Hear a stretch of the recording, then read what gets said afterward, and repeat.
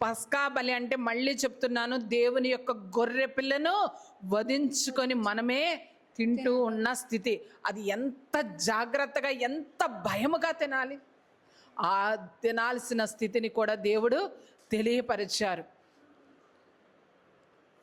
మీ నడుము కట్టుకొని మీ చెప్పులు తొడుగుకొని మీ కర్రలు చేత పట్టుకొని త్వరపడుచు దానిని తినవలను. ఎన్ని మాటలు ఉన్నాయి అక్కడ? దాంట్లో 4 మాటలు ఉన్నాయి. మీ నడుము కట్టుకొని, నడుంకి ఏం కట్టుకుంటాం? నడుంకి నడుకట్టి కట్టుకుంటాం, అవునా?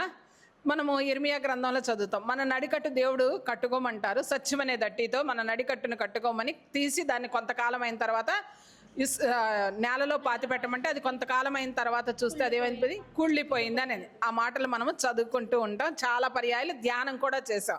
అయితే ఇక్కడ సత్యము నిజము, అంతేనమ్మా? సత్య రూపి ఎవరు? యేసుక్రీస్తు ప్రభువారు. అటువంటి యేసుక్రీస్తు ప్రభువారు అనే సత్యం అనే దట్టిని నీ నడుముకు కట్టుకోవాలి. సత్యం అనే దట్టిని కట్టుకోవడం అంటే యేసుక్రీస్తు ప్రభువారికి నీ నడుముకేసి కట్టుకోవడం అసలు అయ్యే పనా?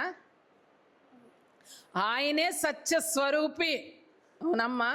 ఆ సత్యము మనం చదువుతుంటాం యోహాను సువార్తలో, నేనే మార్గము, నేనే సత్యము, నేనే జీవము అని చెప్పిన ప్రభు, వాక్య రూపధారిగా మన మధ్యకు వచ్చిన ఆ ప్రభు, సత్యం అనే రూపమును ధరించుకున్న ఆ ప్రభువుని మనం ఎలా కట్టుకోవాలంట?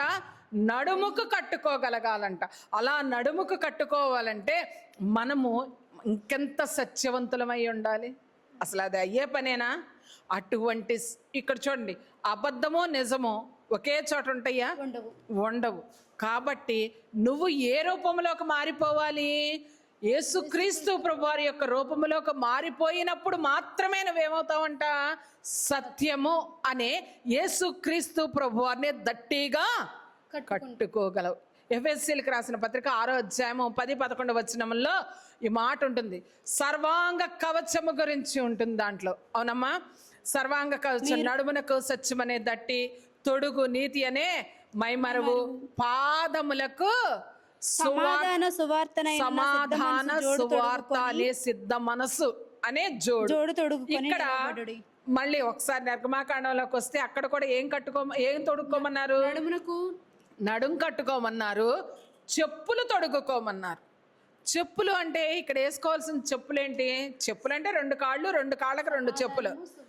సమాధానము అనేది ఒకటి, సువార్త వలన సిద్ధ మనస్సు అనే జోడు. అంటే